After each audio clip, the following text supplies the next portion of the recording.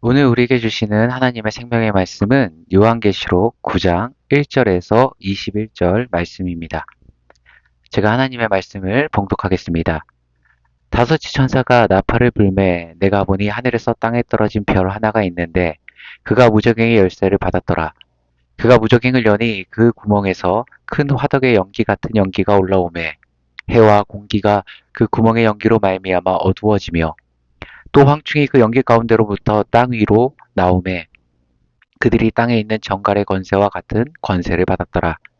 그들에게 이르시되 땅의 풀이나 푸른 것이나 각종 수목은 해하지 말고 오직 이마에 하나님의 인침을 받지 아니한 사람들만 해하라 하시더라. 그러나 그들을 죽이지는 못하게 하시고 다섯 달 동안 괴롭게만 하게 하시는데 그 괴롭게 함은 정갈이 사람을 쏠 때의 괴롭게 함과 같았더라. 그날에는 사람들이 죽기를 구하여도 죽지 못하고 죽고 싶으나 죽음이 그들을 피하리로다.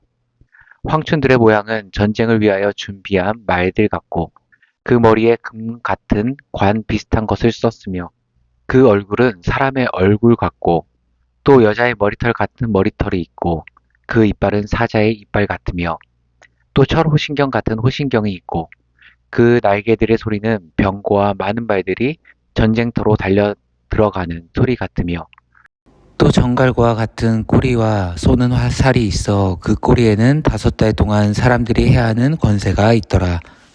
그들에게 왕이 있으니 무저갱의 사자라. 히브리어로는 그 이름이 아바돈이요 헬라어로는 그 이름이 아볼루온이더라. 첫째 화는 지나갔으나 보라 아직도 이후의 화 둘이 이르리로다.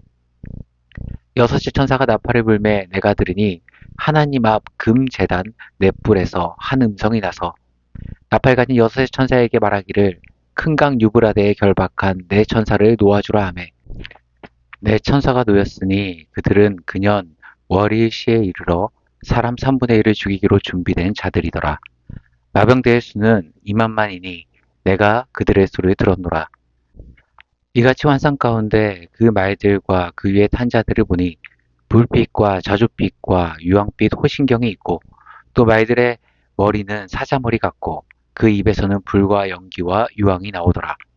이 세 장 곧 자기들의 입에서 나오는 불과 연기와 유황으로 말미암아 사람 3분의 1이 죽임을 당하니라.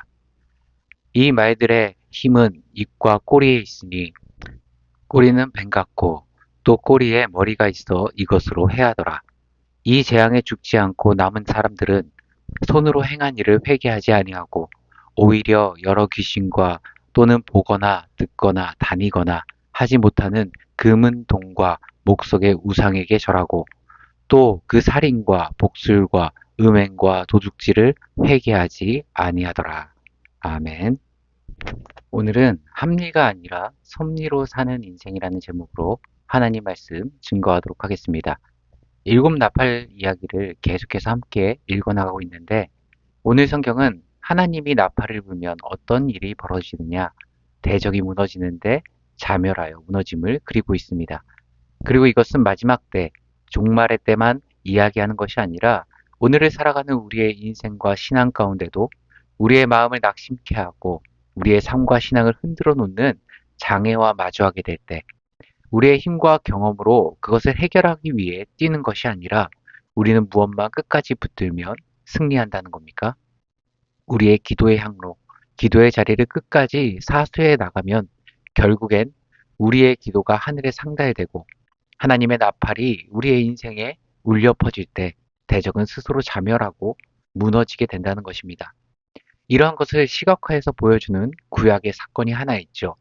나팔하면 기드온 사건이 생각나셔야 하는데 아말렉 민족과 결전을 앞두고 4만 2천 명이 모였습니다. 그런데 그 중에 두려워하는 사람들을 보내고 물을 먹는데 바닥에 엎드려 먹는 사람들을 보내고 딱 준비된 인원만 계수해 보니 300명이었습니다. 사실 300명으로 타민족과 전쟁한다는 것 자체가 산수적 수치로는 말이 안 되는 싸움이죠.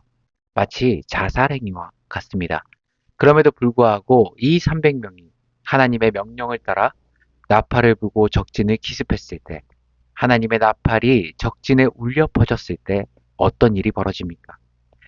여호와께서 적의 진영에서 친구끼리 칼로 치게 하심으로 대적이 자기들끼리 막 칼질을 하고 죽이는 자중질환에 빠져버립니다. 그러니까 언제나 하나님의 백성들은 내가 지금 부족하고 연약하다 할지라도 하나님이 나팔을 한번 부시면 내 인생의 대적들은 질이 멸절한다는 그 사실을 기억해야 합니다. 우리는 자꾸 내가 잘해야 이긴다. 자꾸 우리는 그렇게 생각해서 정작 중요한 하나님의 일하심을 놓칠 때가 얼마나 많습니까? 그런데 한번 잘 생각해 보십시오. 인생에서의 대부분의 승리를 보면 대적이 못해서 이길 때가 훨씬 더 많습니다. 상대방이 운동 경기에도 그렇잖아요. 무너졌다고 이야기합니다. 흔히 우리의 인생 가운데 우리가 잘해서 승리하기도 하지만 때로는 우리의 상대방이 부족해서 이기는 경우도 굉장히 많다는 것입니다. 희한한 게 하나님이 나팔을 불면 머리가 팽팽 돌아가던 그 대적이 어리석어지고요. 기민하게 움직였던 그 대적의 마음이 둔하여지고요. 그렇게 철두철미한 사람이 치명적인 실수를 범합니다. 대표적인 게 에스더서의 하만이 그랬잖아요. 페르시아 순수 혈통도 아니고 식민지 국가, 그것도 아주 작은 소수 민족인 아말렉 왕 아각의 혈통에서 나온 사람이 당시 최고의 제국 페르시아의 왕 다음 서열까지 올라갔습니다. 그러면 한번 생각해 보십시오. 우리가 에스더서를 통해서 유추해 볼 때 절대로 하만은 다니엘과 같이 청렴 결백한 삶이 깨끗한 정치인은 아니죠. 그렇다면 반대로 그런 사람이 어떻게 그 자리까지 올라갈 수 있었을까요? 적어도 이 사람은 정치적인 지능, 생존 감각, 여러 가지 술수와 계책에는 타고난 사람이었고 경쟁자들을 하나하나 밟고 올라갈 정도로 머리가 비상했던 사람이었을 겁니다. 그런데 에스더와 모든 백성이 하나님 앞에서 금식하며 기도하고 내가 죽으면 죽으리다 생명을 하나님께 맡기고 나아갔을 때 하나님의 나팔이 페르시아 모든 제국에 울려 퍼지기 시작하니까 그 똑똑했던 산전수전 다 경험한 하만이 어리석어지죠. 왕이 자기의 공로를 취하는 줄 알고 건의했던 대로 마치 모르드게의 몸종처럼 하루 종일 모르드게를 에스코트하고 왕이 존귀하게 여기는 자라 목이 쉴 때까지 외치는 굴욕을 당하죠. 또 모르드게를 장대에 달아 죽임으로 본보기를 삼겠다. 자신의 집에 세운 그 장대는 결국 자신이 달려주게 됩니다. 또 자신이 죽고자 했던 유대 민족을 처단하기는커녕 자기 자신뿐 아니라 페르시아 여기저기 숨어있던 자신의 민족이 도말하게 되는 결과를 가져오게 됩니다. 그래서 결국 그 죽음의 날이 유대인 민족에는 뭐가 됩니까? 불임절, 기쁨의 축제가 돼버리죠. 이 땅을 살아가는 모든 사람은 두 가지 삶의 방식으로 양분됩니다. 하나는 합리적이고요. 또 하나는 섭리입니다. 이 땅을 살아가다 보면 대부분 합리성을 가지고 살아가잖아요. 근데 합리성은 뭐죠? 이성의 근거에서 내 이성에 딱 맞아떨어진 일을 가능하고 철저한 분석과 과학적인 자료에 의지해서 살아가는 방법입니다. 또 다른 방법은 섭리죠. 섭리는 하나님의 뜻에 의지해 살아가는 방법이죠. 합리를 뛰어넘는 섭리가 있다 믿고 살아가는 거죠. 사실 인생의 대부분의 일들은 합리적으로 접근하면 90%는 풀립니다. 하지만 그거 아십니까? 인생의 10%는요, 합리로 풀리는 것이 아니라 섭리로 풀립니다. 아무리 이성을 가지고 발버둥 쳐도 내 인생은 확실성이 아니라 불확실성에 근거하기 때문에 데이터를 벗어난 이성적인 판단으로 예상 내린 결과는 언제나 벗어날 수 있다는 변수가 존재합니다. 예를 들어서 제가 미쉐린 3스타 레스토랑에서 10년 이상 연습을 하고 훈련하고 이제는 내 가게를 차리려고 개업을 했습니다. 그동안 쌓아놓은 인맥으로 스텝을 꾸리고요. 투자자를 유치하고 100%로 성공할 수밖에 없게 준비했습니다. 그런데 아무도 예상하지 못한 코로나가 터졌습니다.